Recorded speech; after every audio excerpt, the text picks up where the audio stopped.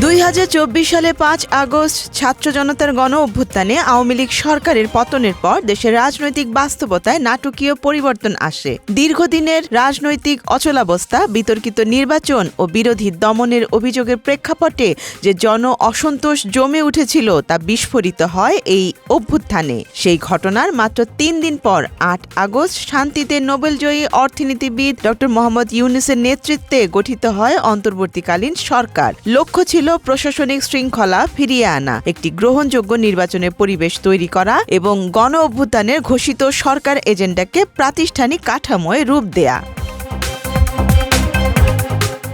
1.5 বছর পর এসে সেই সরকারের মেয়াদ কার্যত শেষ হতে যাচ্ছে। ত্রয়োদশ জাতীয় সংসদ নির্বাচন এবং জুলাই জাতীয় সনদ বাস্তবায়নে গণভোট আয়োজনের মধ্য দিয়ে নতুন সরকারের শপথ গ্রহণের সঙ্গে সঙ্গে আনুষ্ঠানিকভাবে দায়িত্ব হস্তান্তর সম্পন্ন হবে। অর্থাৎ যে সরকারের জন্ম হয়েছিল রাজনৈতিক সংকটের ভেতর, তার বিদায়ও ঘটছে একটি নির্বাচনী প্রক্রিয়ার মাধ্যমে।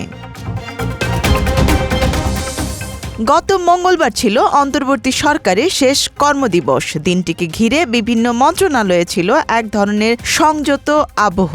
অনেক উপদেষ্টা নিজ নিজ দপ্তরে সহকর্মীদের সঙ্গে অনানুষ্ঠানিক বিদায় পর্ব সম্পন্ন করেছেন। কেউ সংক্ষিপ্ত বক্তব্য দিয়েছেন, কেউ কর্মকর্তাদের ধন্যবাদ জানিয়েছেন সহযোগিতার জন্য। যদিও তারা এখনো সাংবিধানিকভাবে দায়িত্বে রয়েছেন, তবুও প্রশাসনিক বাস্তবতায় এটি ছিল তাদের শেষ পূর্ণাঙ্গ কর্মদিবস।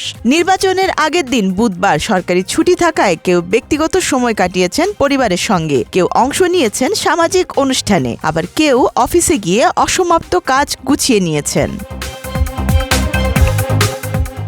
বর্তমানে প্রধান উপদেষ্টা সহ উপদেষ্টা পরিষদের সদস্য সংখ্যা 21। এর বাইরে উপদেষ্টা পদমর্যাদায় বিশেষ সহকারী, বিশেষ দূত ও জাতীয় নিরাপত্তা উপদেষ্টা মিলিয়ে রয়েছেন আরও 4 জন। প্রতিমন্ত্রীর পদমর্যাদায় প্রধান উপদেষ্টা 4 জন বিশেষ সহকারীও দায়িত্ব পালন করছেন। গণ অভ্যুত্থানের পর একটি বিস্তৃত প্রশাসনিক কাঠামো গড়ে তোলার প্রয়োজন থেকেই এ ধরনের বিন্যাস করা হয়েছিল, যাতে দ্রুত সিদ্ধান্ত গ্রহণ এবং সমন্বয় নিশ্চিত করা যায়।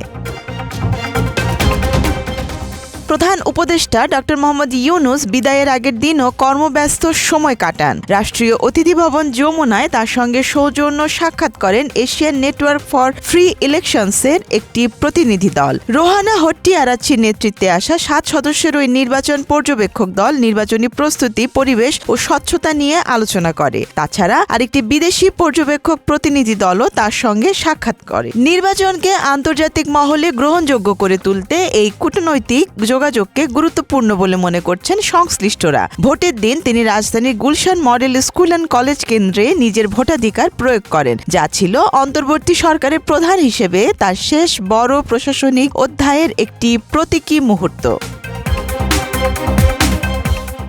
অর্থ উপদেষ্টা সালাউদ্দিন আহমেদ দায়িত্ব শেষে আবার একাডেমিক জীবনে ফিরে যাওয়ার প্রস্তুতি নিচ্ছেন। উপদেষ্টা হওয়ার আগে তিনি ব্র্যাক বিশ্ববিদ্যালয়ে কর্মরত ছিলেন। বিশ্ববিদ্যালয় কর্তৃপক্ষ ইতোমধ্যে তার সঙ্গে যোগাযোগ করেছে। তিনি জানিয়েছেন কিছুদিন বিশ্রাম নিয়ে মার্চের দিকে যোগ দেওয়ার পরিকল্পনা রয়েছে।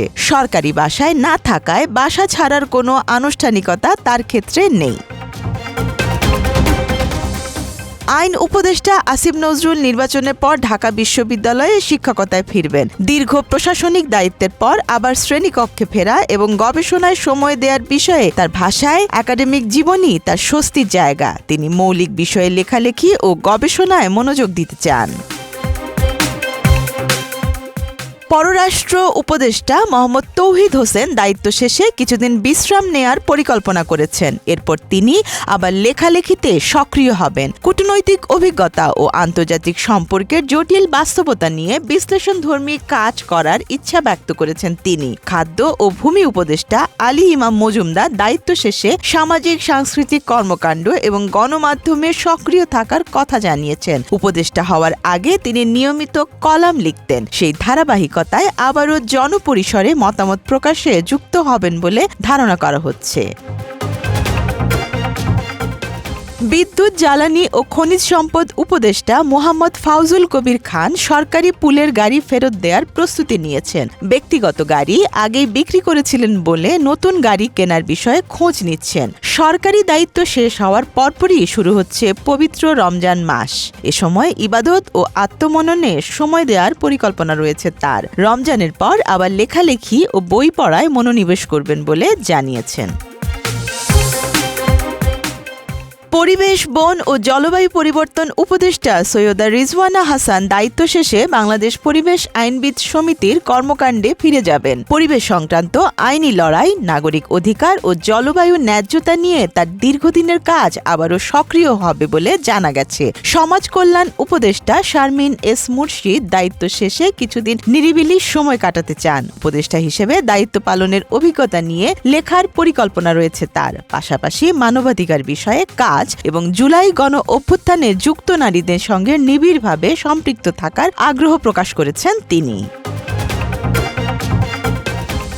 গণ অভ্যুত্থান পরবর্তী অস্থিরতার মধ্য দিয়ে শুরু হওয়া এই অন্তর্বর্তী সরকার ১.৫ বছরে প্রশাসনিক স্থিতি ফিরিয়ে আনা, নির্বাচন আয়োজন এবং একটি রূপান্তর পর্ব সম্পন্ন করার দায়িত্ব পালন করেছে। সমালোচনা, প্রত্যাশা ও রাজনৈতিক চাপের ভেতর দিয়ে এগিয়ে চলা এই সময়কাল এখন ইতিহাসের অংশ হতে যাচ্ছে।